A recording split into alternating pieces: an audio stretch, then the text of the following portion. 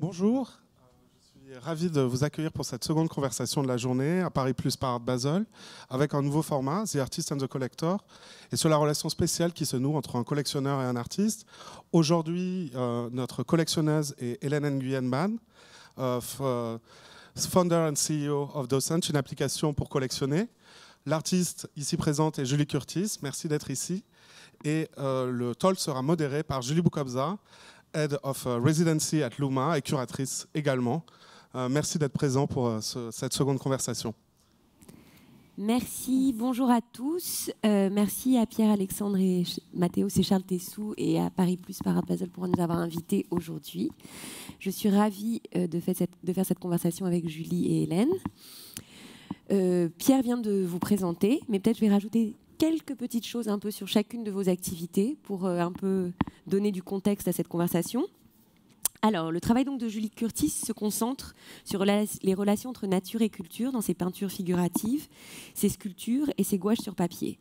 Je vous recommande tous d'aller voir l'exposition chez White Cube qui a lieu en ce moment, très près d'ici, où on peut voir un nouvel ensemble d'œuvres de Julie, dessins, sculptures et peintures dans un groupe show avec Marguerite Humeau et Loie Howell. Donc voilà, j'espère qu'après ce talk, vous irez immédiatement là-bas. Julie est française, a étudié, est parisienne, a étudié aux Beaux-Arts, mais habite à New York depuis maintenant 12 ans, après avoir vécu au Japon. Hélène Nguyen Ban est donc fondatrice de Docent, qui est donc une nouvelle initiative qui va très bientôt être lancée. Début 2023. Début 2023, on attend ça avec impatience. Donc c'est une application mobile à l'intersection entre l'art et la science. Pour ceux qui connaissent, elle est générée par machine learning, une technique très particulière, une nouvelle technologie qui a un peu révolutionné ces dernières années, notre manière de penser et de voir le monde. Ça permet, cette application, de découvrir des œuvres dans un contexte extrêmement personnalisé pour les amateurs d'art. Et donc l'autre casquette de Hélène Nguyen, j'aime pas trop le mot de casquette, mais là je l'ai employé. Et donc, l'autre chapeau. Et donc, Fluxus Art, qui est une initiative qui permet de promouvoir les échanges culturels entre la France et l'Angleterre, et dont elle est chairman of the board, qui est en français toujours beaucoup plus compliqué. Mais on a décidé de faire énormément d'anglicisme dans cette conversation, donc on voulait déjà vous prévenir. Il y en aura beaucoup et on vous prie de nous excuser dès le départ. Donc voilà, donc dirige le board, le comité de Fluxus. Et c'est tout récent. Absolument, depuis 2 mois. Depuis 2 mois, donc félicitations. Donc 30 minutes, c'est assez court. Donc on a décidé de se concentrer sur 3 points importants de cette relation. Julie et Hélène se connaissent depuis maintenant 3-4 ans ou... In real life, pardon, je commence avec l'anglicisme, depuis 3-4 ans. Depuis 3-4 ans. Donc on voudrait d'abord revenir sur cette rencontre. Comment vous vous êtes rencontrés ? Alors je vais décevoir notre chère assemblée, c'est pas très romantique, mais on s'est rencontrés par Instagram. Je dirais en peut-être 2013-2014, quand j'ai décidé de faire de ma passion et de mon obsession un job, en ouvrant une galerie d'art, et j'ai commencé encore une fois, à regarder de façon assez obsessionnelle et chercher des artistes et m'intéresser aussi à des artistes que je voulais suivre personnellement, et c'est comme ça que j'ai découvert le travail de Julie. Et donc ça a commencé par des petits likes, et puis un jour je me suis lâchée, j'ai envoyé un DM auquel je n'ai jamais eu de réponse, un message ou très longtemps après. Oui, pardon. Et c'est comme ça en fait qu'on a réussi finalement à se rencontrer dans la vraie vie. Ouais, puis tu étais assez active. C'est comme quand tu dis obsessionnel, je pense que c'est un bon qualificatif. Parce que, en fait, petit à petit, j'ai commencé à voir, je t'ai suivi et j'ai commencé à voir que tu likais toutes les photos aussi de certains de mes amis préférés. Mais je me suis dit, elle est vraiment au taquet. Voilà. Donc, ça s'est fait. Puis je pense que ton nom m'a intriguée parce que j'ai compris assez rapidement qu'on partageait sans doute des origines vietnamiennes. Donc, je sais pas, ça m'a naturellement, j'étais intéressée. Ouais. Et justement, pour revenir sur le Vietnam, quand on s'est rencontrés dans la vraie vie, forcément, ça a été tout de suite, on est allé à fond, évidemment, sur le sujet. Et c'est une proximité que j'ai eue également avec d'autres artistes que j'ai rencontrés ou pas par la suite, et des artistes que j'ai suivis, comme Yann Vo, comme Tuvan Tran, comme Maïtou Péré, que j'ai exposé aussi, comme Sung Thieu, comme plusieurs autres. Et en fait, ça a été le point de départ de notre conversation. Et évidemment, c'est un point de départ qui est clé quand les proximités s'ancrent dans un pays comme le Vietnam, qui est le pays qui a eu et vécu malheureusement la plus longue guerre de l'humanité depuis la guerre de Troie, enfin peut-être pas de l'humanité, mais en tout cas de notre siècle. Il y a beaucoup, comme je dis toujours, de casseroles qu'on porte avec nous, et ça a été forcément le point de départ de notre conversation. Oui, un point de connexion fort. Ouais. Puis bon, bien sûr, tu es française aussi, moitié française, moitié vietnamienne, donc tout ça, ouais. Absolument. Voilà. Et vivant entre Londres et la France, et toi entre New York et voilà. De plus en plus quand même, parce que tu passes de plus en plus de temps en France. Oui, ouais, je suis pas mal de retour. Ouais. Julie est de retour. Voilà. Back. Mais oui, mais effectivement... Pardon à l'avance pour les anglicismes. Je parle pas beaucoup de mon travail en français. Donc, d'ailleurs, c'est assez affligeant, des fois. Mais bon, voilà. Vous avez tous les deux vos pères respectifs qui sont vietnamiens, pour mettre un peu dans le contexte. Et je pense que c'est pas du tout quelque chose que toi, Hélène, t'as lu dans le travail de Julie quand t'as découvert les peintures. Absolument pas. J'aurais dû le préciser, t'as raison. Absolument pas. C'est vrai que le travail de Julie, je l'ai découvert sur Instagram parce que c'est un travail qui est particulièrement photogénique. Il y a un travail qui est facile à découvrir, comprendre, et qui touche particulièrement quand on le découvre visuellement sur Instagram, ce qui n'est pas le cas d'autres formes artistiques comme l'art plus peut-être conceptuel ou minimaliste. Et donc effectivement... Oui, et c'est vraiment une réflexion qu'on a eue quand on s'est parlé au téléphone en préparant cette intervention. Ça nous a vraiment fait réfléchir sur le fait que Instagram, pour moi en tout cas, a été clé Absolument. Pour le développement de ma carrière. Je sais que c'est effectivement pas très romantique, mais c'est un fait. Et c'est ce qui m'a mis en relation avec donc mes premiers collectionneurs, et qui m'a vraiment lancé. Quand tu n'avais pas de galerie. Quand j'avais rien du tout. C'est à cette époque d'ailleurs que j'ai découvert ton travail, parce qu'il n'y avait pas de galerie à laquelle je pouvais m'adresser en fait pour demander plus d'informations. Exactement. Et donc la relation collectionneur-artiste, maintenant, ça se fait quand même beaucoup par ces outils numériques. Et bon, ça porte à réfléchir parce que, comme tu disais, pour moi, c'est quelque chose qui a très bien fonctionné par la nature de mon travail, qui est figurative, très pop, très graphique, et donc qui se traduit bien sur le médium, sur des petites images comme ça. Mais et ça aussi, je pense, en fait, a influencé beaucoup certains mouvements, finalement, le retour de certains mouvements artistiques sur le marché. D'une autre génération d'artistes. Donc voilà, c'est intéressant, en fait, les choses inattendues qui se mettent en place de par ces technologies, en fait, de façon assez organique. Comment finalement, oui, c'est ça, comment finalement Instagram, qui est un réseau social, a finalement shapé un petit peu la façon dont les artistes, ou en tout cas la jeune génération d'artistes, s'expriment. Oui, et puis ça doit être intéressant par rapport justement même à Docent aussi. Absolument. C'est des réflexions Absolument. communes. Absolument. Ouais. Tu prends en compte la manière dont Instagram nous a permis de voir l'art. Et c'est exactement ce qu'on essaie de faire pour Docent. C'est une petite parenthèse, mais c'est justement de voir comment on peut prendre autre chose que les proximités visuelles pour rapprocher des artistes et leurs pratiques, et non pas les rapprocher uniquement, encore une fois, par des clusters d'œuvres qui se ressemblent visuellement, mais avec beaucoup d'autres choses contextuelles pour permettre de faire des liens, des deep connections, en fait, des liens beaucoup plus profonds qui sont des liens contextuels et non pas uniquement des liens visuels. Justement pour amener de la contextualisation et non pas découvrir une image séparée de son contexte, mais une image dans le contexte de l'artiste. Et c'est là où, pour revenir un petit peu sur Instagram, c'est là où la rencontre est intéressante avec Julie, parce qu'évidemment, elle part du online, mais elle a été rapportée offline.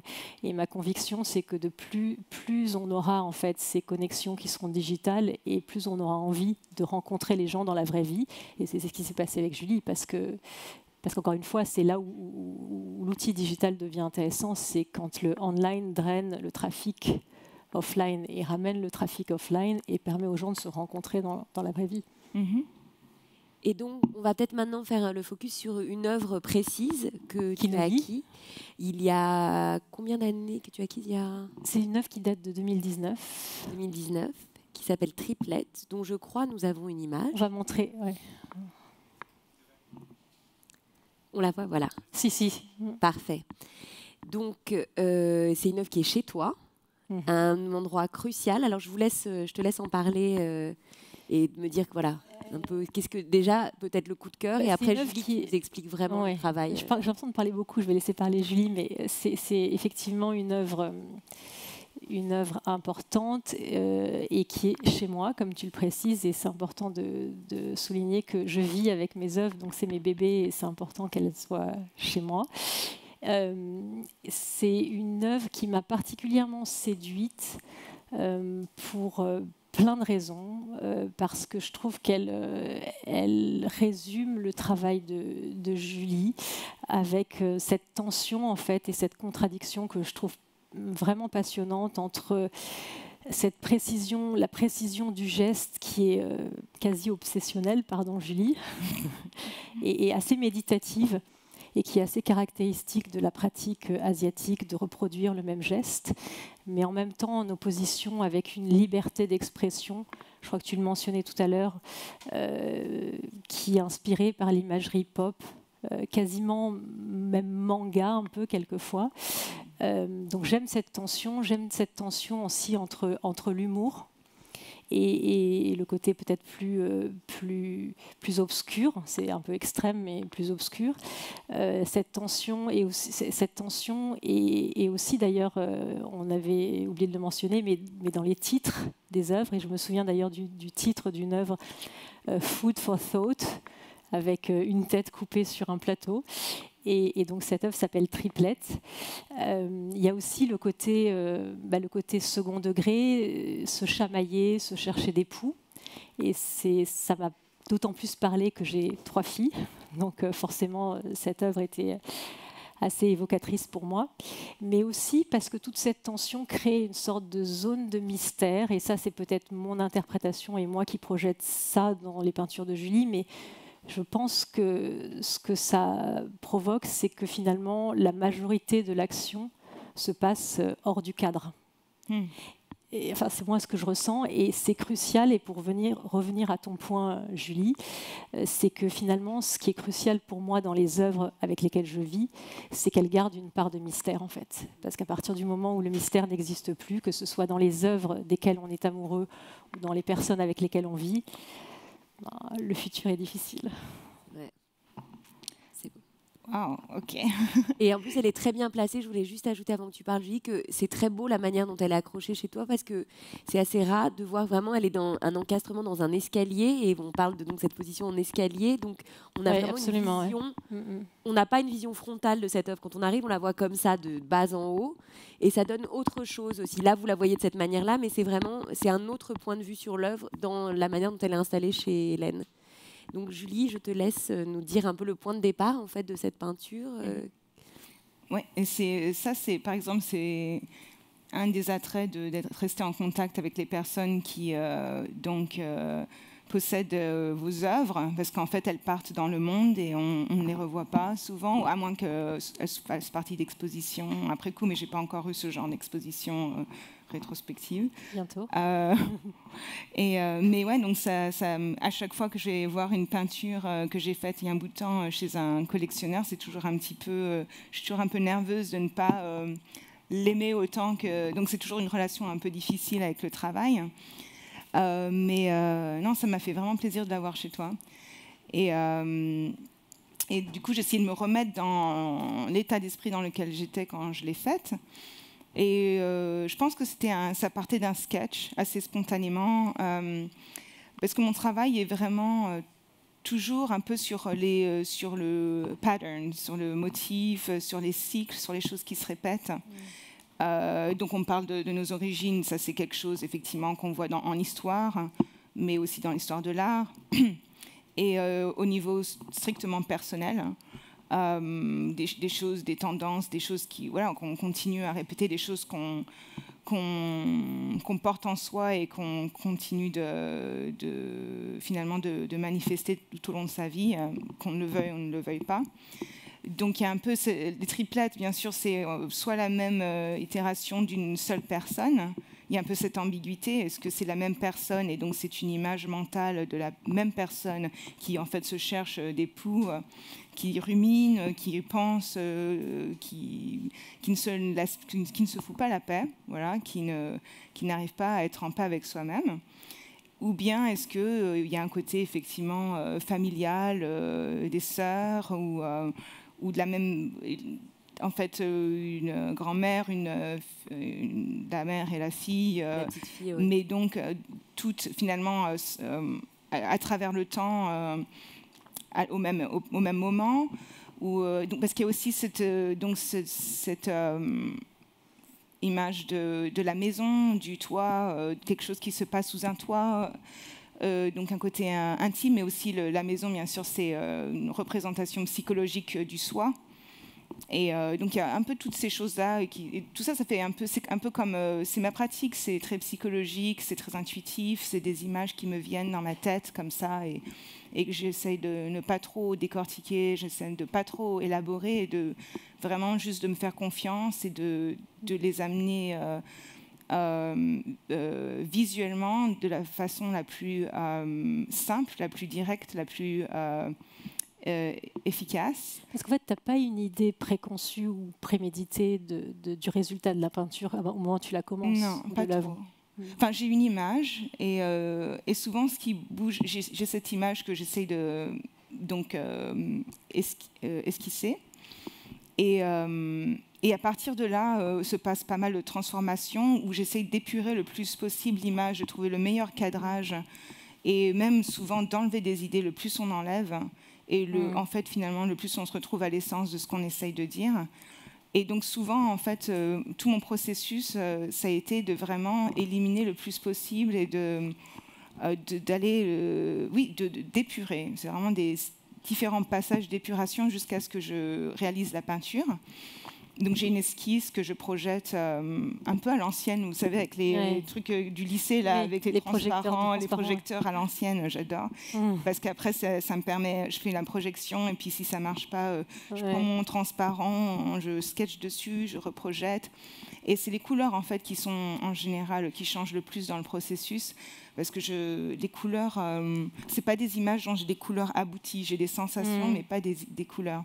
Mais là, c'était un peu différent des autres peintures dans le sens où j'ai travaillé avec donc ce motif du bois, ce qui était parfait dans l'idée de la répétition du motif, et c'était avec des transparents et des glacis.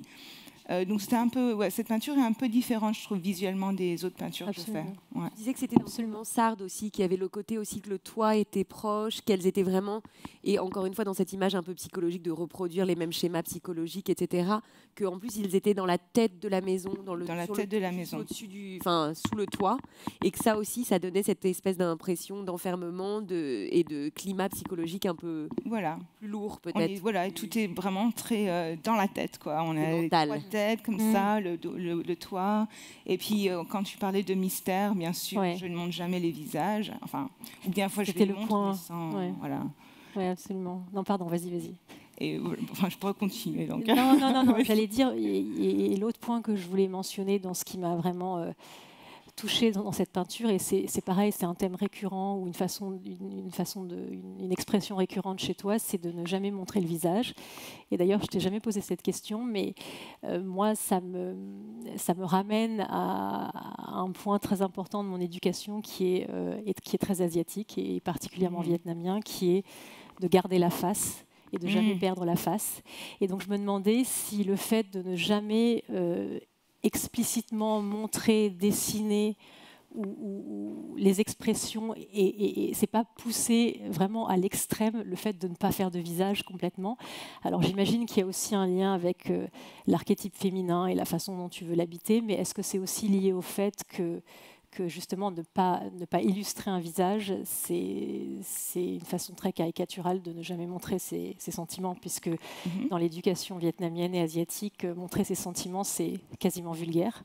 Donc, oui, où il y a une pudeur énorme dans cette culture, parce qu'on se rend vulnérable. Donc c'est vrai que j'y avais pas pensé, mais c'est. Non, mais j'ai jamais pensé à se poser cette question, mais en fait c'est vraiment le point qui moi me séduit, à part le côté mystérieux, mais ça rejoint ce côté mystérieux, c'est qu'en fait on sait jamais qui sont ces personnes et quel est l'archétype féminin que tu veux représenter. Oui, c'est ça. Initialement, ce que je m'étais dit, c'était que je préfère, je ne peins pas des portraits, je peins pas des personnes en particulier, ça m'intéresse pas trop. Même pas toi-même. Même pas des autoportraits. En fait, ce sont toutes des formes d'autoportraits, mais donc j'aime bien effacer ce côté spécifique pour que vraiment n'importe quelle personne puisse se projeter à travers. C'est pour ça que tu penses à tes propres filles. Enfin, j'aime bien le fait qu'on puisse vraiment se projeter. Mais tu es aussi plus dans l'action là que dans la représentation. Voilà, c'est-à-dire que tu es aussi vraiment dans l'action, dans qu'est-ce qui se produit. Et il y a quelque chose de très cinématographique aussi. C'est-à-dire je parlais tout à l'heure, parce que j'étais voir hier l'exposition de Julie, et j'ai pour la première fois vraiment vu ses œuvres en vrai, hors Instagram, etc., et hors monde virtuel. Et je te disais que j'avais beaucoup aimé tes dessins, sur gouache sur papier, et que j'ai trouvé que c'était un autre pendant cinématographique de ton travail. C'est-à-dire que c'était une autre manière de monter les scènes, de couper plan par plan, etc. Et tu me disais, oui, c'est vrai, c'est-à-dire que d'un coup, on avait une autre vision de ces scènes si mystérieuses, justement, si absurdes, si on parlait de Magritte, on a parlé de plein de choses ensemble la dernière fois, de Gnoli, etc. Et donc de voir que, voilà, là, on était dans une autre, comme tu disais un peu aussi, Hélène, le mystère qui entoure ces œuvres et qu'est-ce qui se passe autour de ça. Hors cadre. Voilà. Hors cadre, c'est hors cadre. Cinématographique. Et donc je pense que ça joue beaucoup aussi, cette notion cinématographique de ton travail, ce plan par plan. Oui, ça a commencé vraiment là aussi. Donc les travaux sur papier sont à la base de toute ma pratique. C'est là où j'ai commencé à développer un peu un langage en réutilisant toujours un peu les mêmes motifs pour que pour vraiment comme j'ai dit, essayer d'épurer, c'est-à-dire des motifs répétés et comment on dit, cropped, recadrés, très proches, coupés, pour effectivement garder beaucoup de cette tension, de ce mystère, mais principalement de la tension, un peu du suspense qu'on retrouve dans les films, et puis donc forcer vraiment le spectateur de se poser des questions, de créer des liens entre chaque, de faire vraiment le lien entre chaque travail, de vraiment combler les vides. J'aime bien. Parlais d'Hitchcock. Voilà, j'adorais Hitchcock. Ça m'a vraiment énormément inspirée.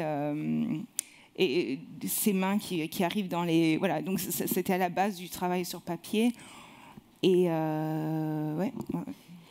Et puis pour revenir aussi sur le sujet de la figure, et je sais, Julie, que tu es très inspirée par la peinture européenne du 18e, du 19e, et j'adore l'idée de s'inspirer de la peinture figurative pour faire des peintures sans figure.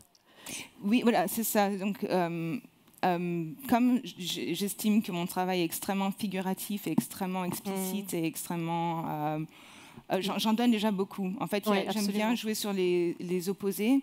Je donne, par exemple, des couleurs très vives, dans certaines peintures, des couleurs très attrayantes, fortes, vives, et qui attirent les gens, et en même temps des sujets, des fois, qui sont assez répulsifs. Ça se dit ? Repoussant, merci.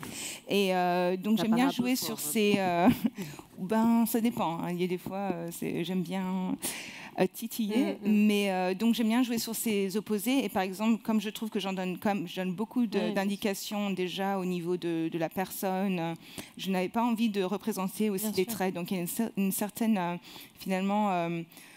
c'est peut-être aussi ma nature d'être un peu timide ou introvertie, de se protéger.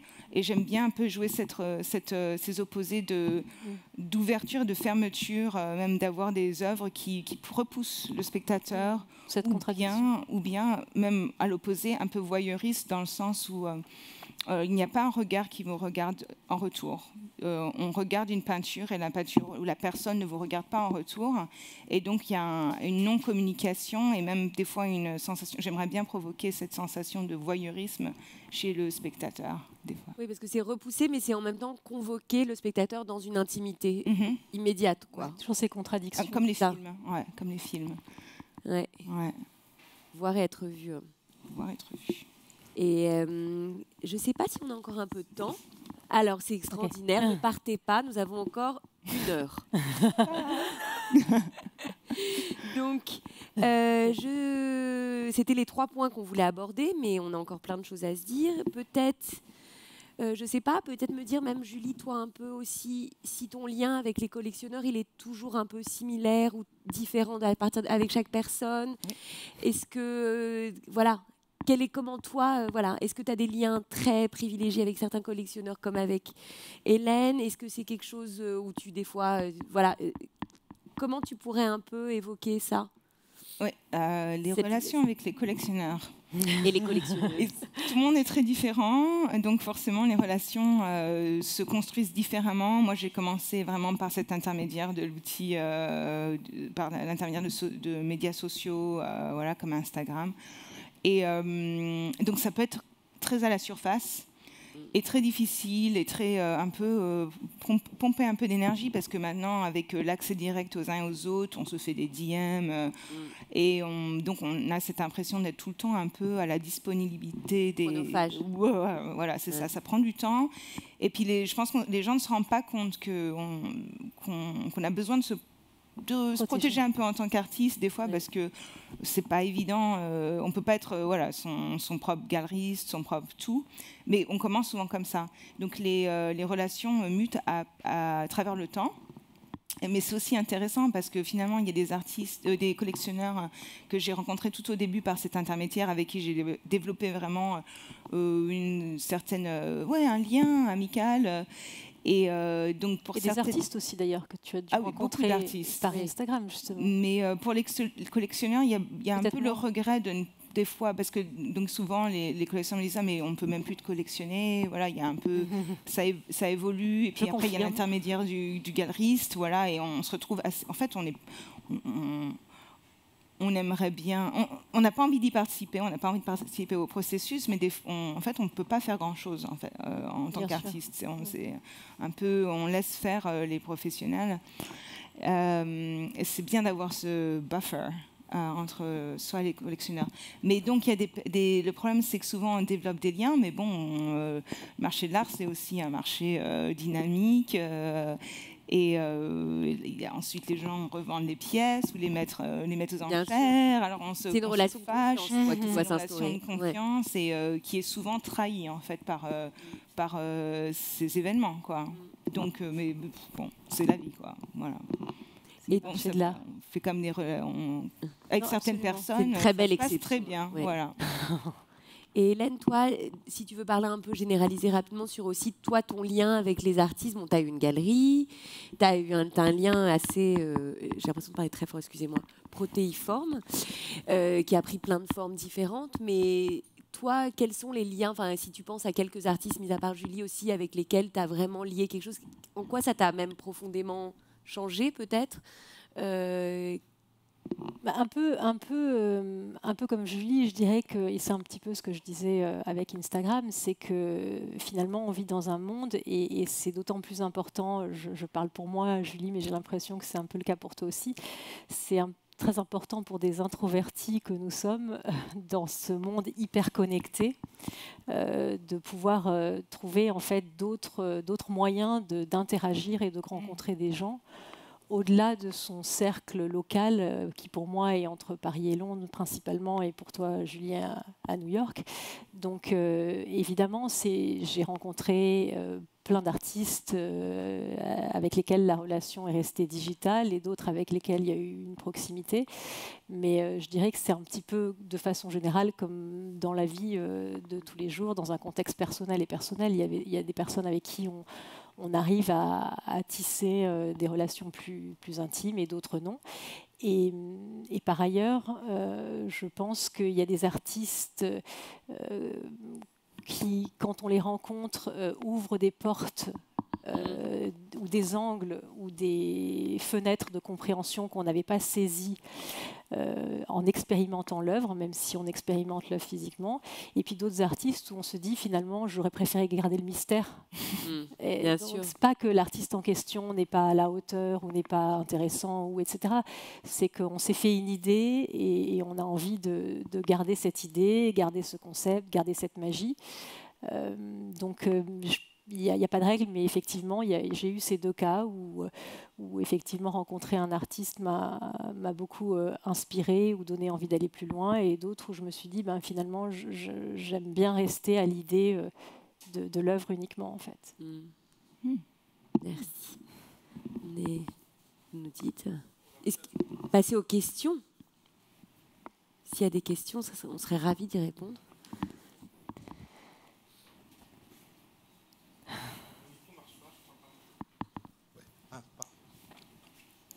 Bonjour. Celui-là, il marche ? Celui-là, il marche, oui. Bonjour, merci à toutes les trois pour cette conversation qui était vraiment... c'est rare qu'on parle de ces relations, en fait, qui sont pourtant si fondamentales dans le monde de l'art et dans le marché de l'art. C'est pour ça qu'il y a des expos de musées, c'est pour ça qu'il y a des foires, c'est pour ça qu'on fait tout ce qu'on fait. Donc merci, je voulais juste vous remercier. Et puis, une question sur Instagram, parce que vous en avez toutes parlé. On l'utilise tous. C'est vrai que c'est un outil absolument formidable. C'est aussi potentiellement quelque chose qui nous séduit, où on se met en scène, où on séduit un public. Et c'était vraiment une question pour toi, Julie Curtis. Comment toi, en tant qu'artiste, tu peux travailler cette séduction ou peut-être t'en protéger aussi? C'est-à-dire que j'imagine qu'il y a des images qui marchent très bien, qui ont beaucoup de likes, d'autres qui ont peut-être moins de likes, mais c'est pas pour ça que ce sont des moins bonnes œuvres d'art. Et comment tu arrives un peu à naviguer cette séduction en fait de l'Instagram? Oui, ça paraît parfois très arbitraire. C'est un peu un outil, il faut apprendre à s'en servir. Et au début, ça m'a beaucoup servi, mais aussi, faut garder vraiment de la distance et pas prendre. Faut pas être. Je me dis ça à moi et je sais bien que j'en suis victime, c'est-à-dire cette image n'a pas eu assez de likes, blablabla. Et à un moment donné, il faut se détacher.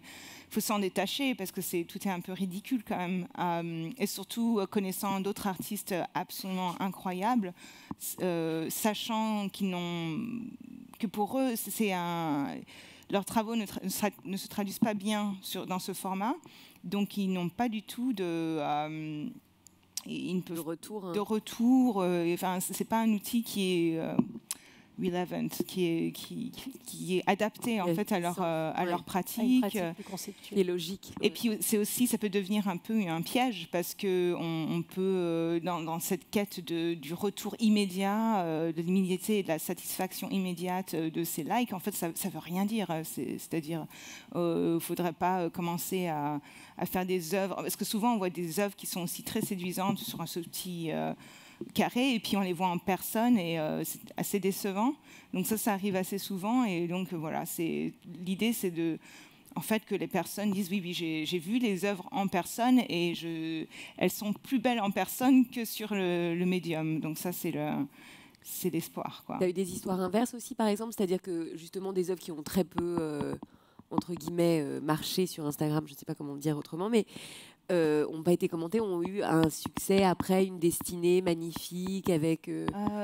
Oui, bon, après, je sais que je sélectionne les œuvres qui sont peut-être les plus Instagrammables, si on peut en faire un adjectif. Donc, bon, je fais un peu attention à ce que je mets. Mais par exemple, mon expo à New York, je trouve, n'était pas très... ne se traduisait pas très bien, en fait, sur cet outil. Et je le savais depuis le début que ça allait pas vraiment. Et donc c'est bien pour moi comme un exercice de un peu commencer à prendre du recul, parce que je pense aussi qu'il y a des effets de mode. Je pense qu'il y a des engouements soudains, et puis après on passe à autre chose. Et l'idée c'est vraiment je sais que je vais devoir me préparer psychologiquement à survivre Instagram et passer à autre chose bientôt. Et heureusement, quoi. Ce serait un peu triste d'être tout le temps dans cette recherche finalement un peu vaine, quoi, un peu comment dire, étroite. Ouais. Oui, bien sûr. Voilà. Sans issue. D'autres questions?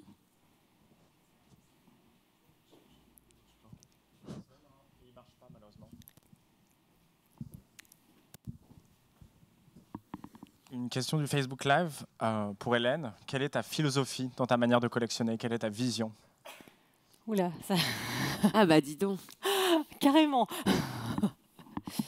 Bah, tu vois, ma vision, je trouve que c'est vraiment intéressant d'arriver, et comme je le disais tout à l'heure, d'aller plus loin et de rencontrer les personnes qu'il y a derrière une œuvre qui nous a séduites. Et donc, pour moi, c'est vraiment enrichissant de... J'ai pas de thème ou de fil conducteur, où je collectionne pas uniquement les artistes femmes du Vietnam. J'ai pas ce drive, entre guillemets. Mais l'idée, c'est quand même d'essayer de toujours... Enfin, ça part toujours d'une émotion et d'un coup de cœur, ça c'est une certitude. Et le côté rationnel vient après. Et d'ailleurs, le côté rationnel, quand j'essaie justement a posteriori de voir quels sont les liens, évidemment, je les trouve, et c'est de la lourde psychologie, donc je ne m'étendrai pas. Mais ce qui est sûr, c'est que le point commun de toutes les œuvres, et ça revient à ce que je disais, et c'est certainement pour ça que l'œuvre de Julie me parle particulièrement, c'est qu'il faut que ce soit des œuvres qui gardent le mystère. Et c'est vrai pour toutes les situations de la vie. Il faut que ce soit des choses qui ne soient pas forcément séduisantes ou pas forcément immédiates. Il faut qu'il y ait plusieurs layers en fait, de compréhension. Et j'adore les œuvres, et encore une fois, celle-ci illustre parfaitement ce propos. J'adore les œuvres où le principal ne se passe pas dans le cadre. Et ça a été un point, vraiment, c'est un fil conducteur de toutes les œuvres que j'ai aussi une question pour vous. Est-ce que vous avez déjà vécu avec une œuvre qui était particulièrement chargée, qui était particulièrement anxiogène? Parce que c'est une chose d'aimer une œuvre, de vivre avec, par exemple avec un contenu horrifique. Celle-là a une certaine ambiguïté. Oui, mais oui, bien sûr. Et d'ailleurs, j'en ai décroché une récemment que j'ai remplacée. Pour revenir à l'idée du portrait, c'est une œuvre qui justement était très dure, et c'est une œuvre d'un artiste chinois et qui était très dure en tout cas pour moi, et j'ai vécu très longtemps avec, et je l'ai décrochée quand mon père est parti, parce que justement elle me faisait trop, elle me renvoyait trop vers le côté filiation, visage, garder la face, etc. Et donc j'ai décroché cette œuvre récemment pour cette raison, mais pas parce que le sujet était dur ou agressif, mais juste parce qu'elle faisait plus partie de ma vie en fait à ce moment-là. Ça ne veut pas dire que je l'aime plus, mais elle fait plus partie de ma vie. Donc oui, bien sûr. Et puis j'ai plein d'autres exemples, mais celui-là est le plus flagrant. Merci.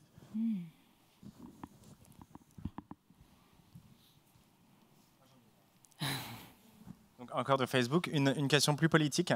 Donc vous êtes 3 femmes. Une personne demande le monde de l'art qui a été formé, coulé par une vision assez masculine pendant très longtemps et jusqu'à maintenant peut-être. Est-ce que vous avez subi cette vision? Quel est votre sentiment par rapport au machisme dans le milieu de l'art? Vous commencez. À toi l'honneur, Julie. Droite-gauche ou gauche-droite? Moi, pas du tout. Alors là, je peux dire que... Alors peut-être que je l'ai bloqué un peu, mais dans le milieu de l'art, je peux dire que j'ai été assez chanceuse en tant que commissaire d'exposition, en tant que j'étais journaliste dans l'art, critique d'art. J'ai absolument pas vécu ça. Enfin, j'ai pas l'impression. J'ai travaillé avec des hommes, des femmes artistes, des hommes artistes, des hommes commissaires d'exposition qui ont été mes mentors, des femmes commissaires d'exposition qui ont été mes mentors, et j'ai jamais vraiment senti une espèce de chape de plomb par rapport à ça. Je me suis jamais sentie empêchée. Je peux pas dire non. Bon, après, voilà. Peut-être qu'il y a des choses que j'ai un peu mis de côté, mais là, comme ça, pas du tout. Bah, c'est un peu mon expérience aussi. Je sais pas, même chose si je suis un peu en déni ou quoi, ou si c'est une question de génération peut-être aussi, d'être arrivé au bon moment où les choses se sont débloquées pour beaucoup de femmes artistes. Mais même quand j'étais en France et plus jeune, je ne sais pas si c'était tellement... Quand je sentais un peu... une espèce de fermeture, des portes se fermer. Je ne sais pas si ça venait de moi, que c'était plus psychologique, une forme de projection, ou bien si c'était aussi dû à mon âge ou à la façon dont je me comportais. Enfin, c'est pour ça que j'ai jamais vraiment, je l'ai pas ressenti de cette manière-là. Et aussi, j'ai eu beaucoup d'hommes qui m'ont beaucoup soutenue, qui ont été qui m'ont vraiment tellement aidée personnellement, et beaucoup de femmes aussi plus tard, mais j'ai l'impression que presque les hommes plus dans une première phase. Tu as que des galeristes hommes aussi. Non, mais pas galeristes, des hommes, des artistes. Non, mais tu as que des galeristes. Tu avais une galeriste. Comme je ne suis pas tellement... En fait, ce sont pas tellement Anton ni Jay avec qui je suis en contact dans la vie de tous les jours dans les galeries. C'est Susanna qui m'a apporté, qui est ici présente, et qui m'a amenée à Y-Cube, et mon amie Brigitte qui est à Anton. Donc j'ai... en fait, oui, voilà. Donc non, c'est pas mon expérience, mais voilà. Je sais que ça a été le cas pour beaucoup de femmes, beaucoup d'amis. Voilà, c'est ça. Ouais, Hélène ? Non, moi, je préfère mettre mon énergie et le peu d'énergie qui me reste dans les... Je me pose même pas la question, en fait. Ouais, moi non plus, ouais. On a de la chance, hein, je pense. On est privilégiés, mais ouais. Voilà. On le sait. Donc moi, j'avais une question alors plus personnelle. Je voulais connaître un peu plus tes inspirations, Julie. Notamment, je sais que tu es très inspirée par les Chicago Images ou au Japon, peut-être par toute la culture manga. Je voulais savoir s'il y avait des mangas en particulier ou des artistes dans le mouvement des Chicago Images qui t'avaient particulièrement influencé. Oui. Oui, je pense que c'est ça qui est aussi, quand je regarde cette peinture, je me rends compte à quel point on est fait de nos... Surtout quand on est entre deux cultures, on est fait vraiment de nos environnements. Et là, je regarde cette peinture, je me dis, mais ce qu'il y a de commun souvent dans mes œuvres, c'est que je ne peins pas d'environnement, vraiment, il y a un shallow depth, il n'y a pas vraiment de profondeur de perspective.